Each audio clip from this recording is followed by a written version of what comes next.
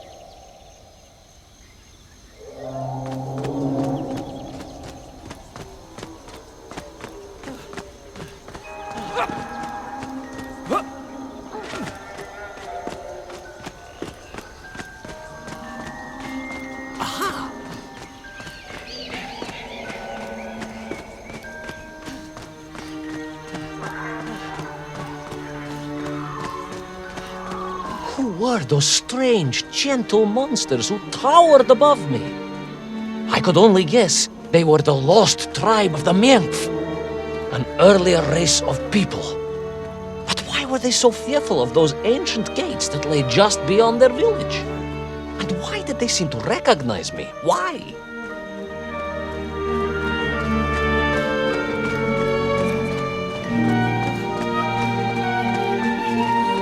Yes, I'm also wondering why. No, a как же, General? Who was I to question such things? Trapped as I was deep underground. I was more curious, I must admit, about the location of Little Orpheus.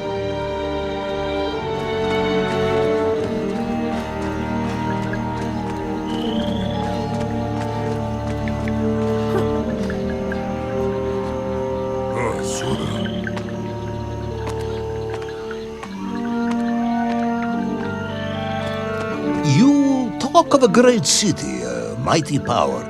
Yet your Menk squatted like savages in huts at its boundary. They did. And the answer to that mystery lay beyond my grasp at that point. Because it was a wonder, it truly was.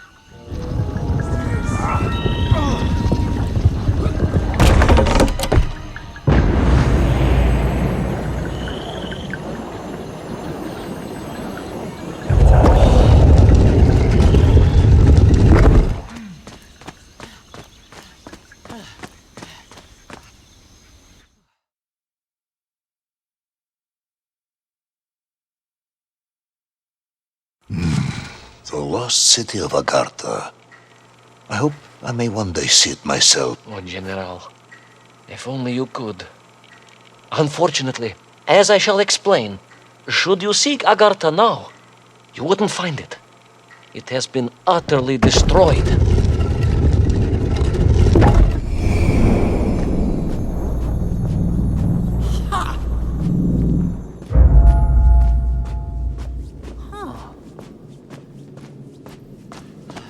Utterly destroyed? Utterly, General, a tragic loss. A convenient loss. I imagine archaeologists weeping as I tell you.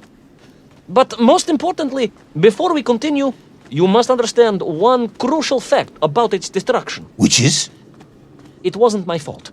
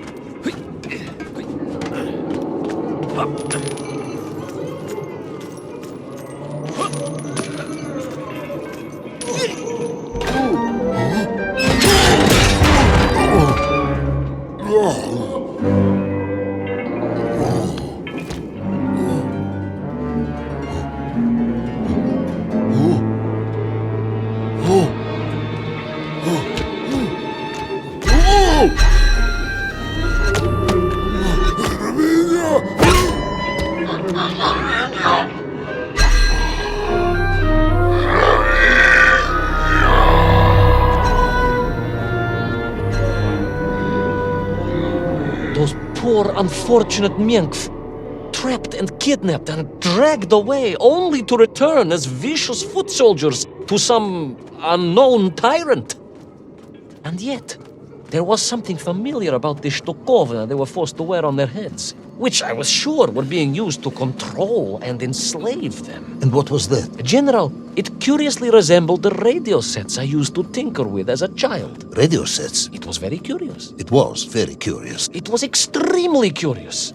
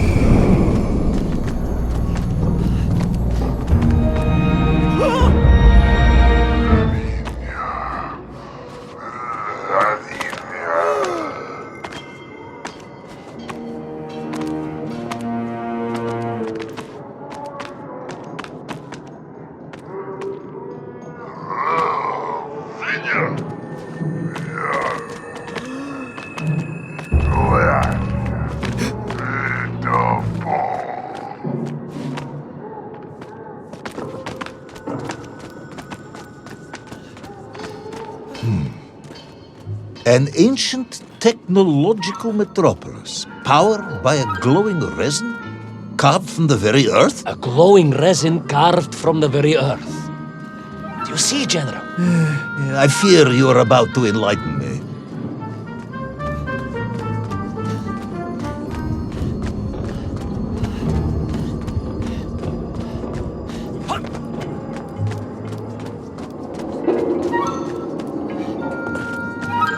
Little Orpheus must have been drained by the impact, but whoever had stolen it and brought it here was no doubt planning to use the Agarthan resin to charge up the atomic bomb, restoring the device to its full potential. What sort of man would come up with such a monstrously reckless scheme? Perhaps the type of man who has such limited understanding of atomic energy that he thinks an ancient metropolis can be powered by shiny marbles.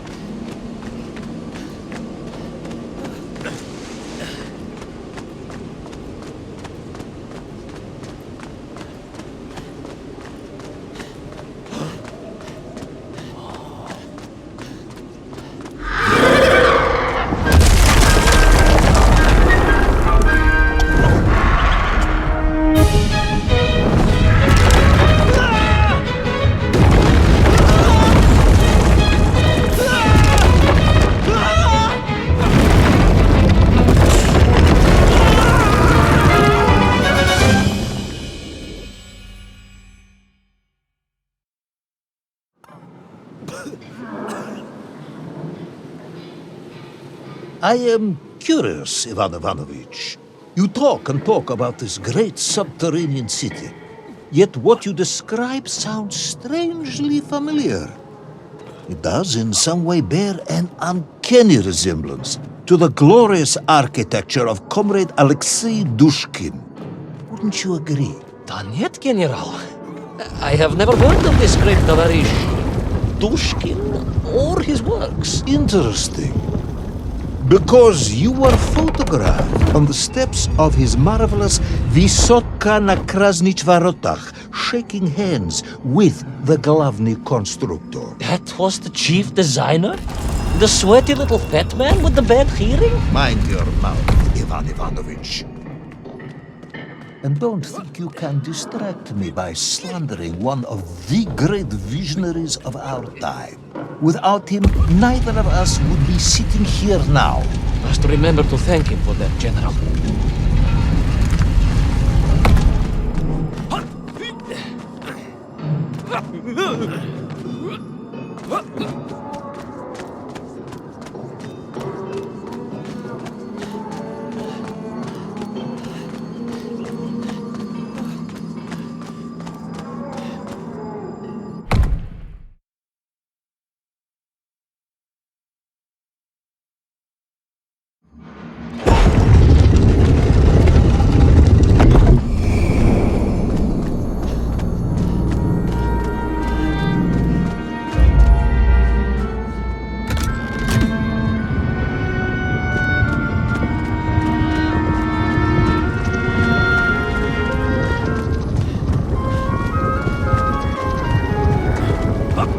Those enslaved Menk were trying to stop me. I was sure of that now. I find myself sympathizing with them, I must admit. No, General, then I have failed to win you over. A point of agreement at last.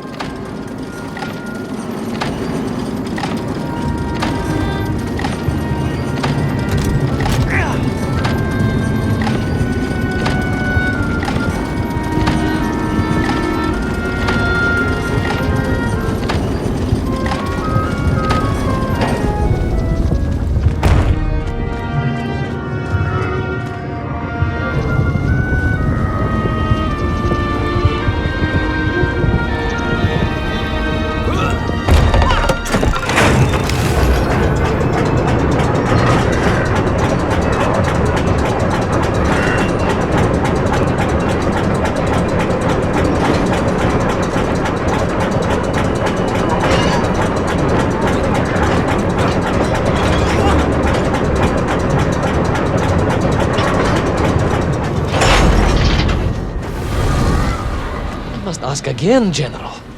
Are you mocking me? That would be unprofessional, comrade. I will try harder to convince you then. It is, after all, a cautionary tale of unleashed tyranny. It is a cautionary tale of unleashed idiocy. But please, do continue.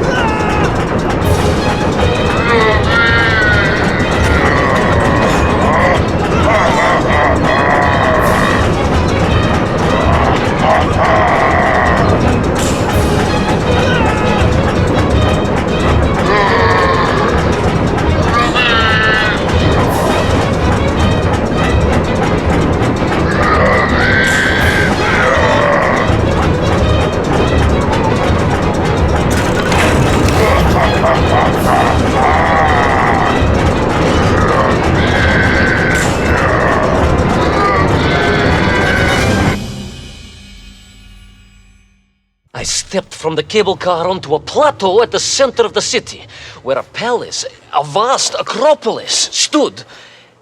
I was reminded of Chelyabinsk 40. May I ask how you know of Chelyabinsk? My Aunt Masha was a traveling tinker who married a beef investigator from Zlatoust. She told me of a secret but wonderful city in the west. An edifice of sheer power, humbly serving the will and needs of the people. Yes, unfortunately, that story didn't end so well. No. That's what Auntie Marcia told me. And perhaps that is why I was also reminded of it. Because the moment I touched the floor in that place, I could tell something was very, very wrong.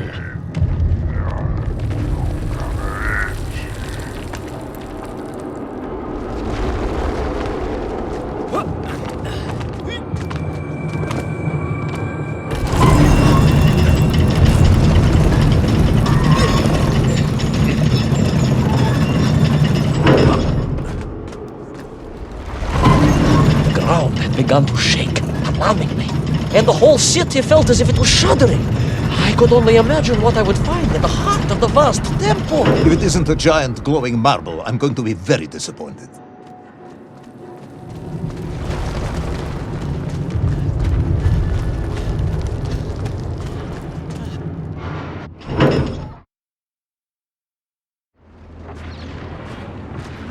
A huge resin sphere that overshadowed all of the others.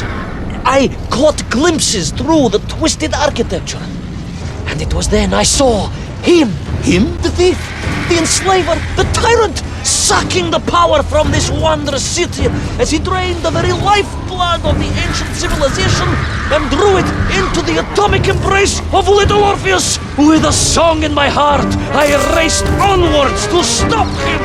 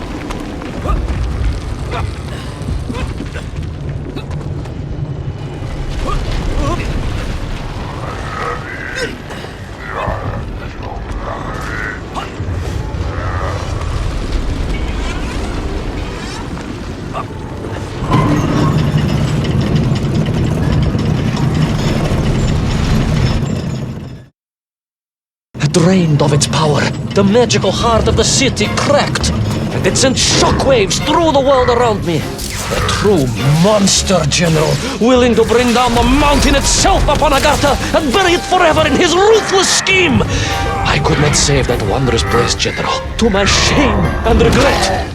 But I resolved myself to avenge the Menk, to recapture Little Orpheus, and to bring that tyrant to justice.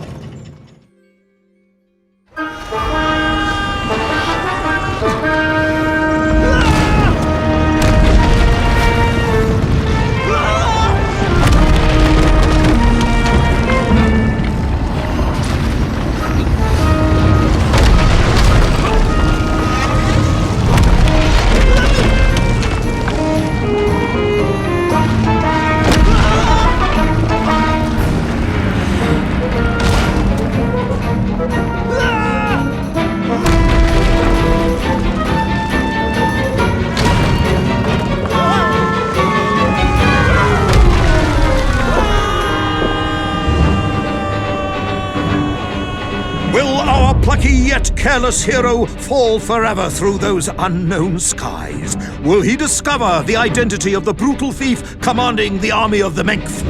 What chance does he have of ever returning to his beloved homeland? How long can the general's patience last? All of these questions and more will definitely be answered in the next exciting episode of Little Orpheus!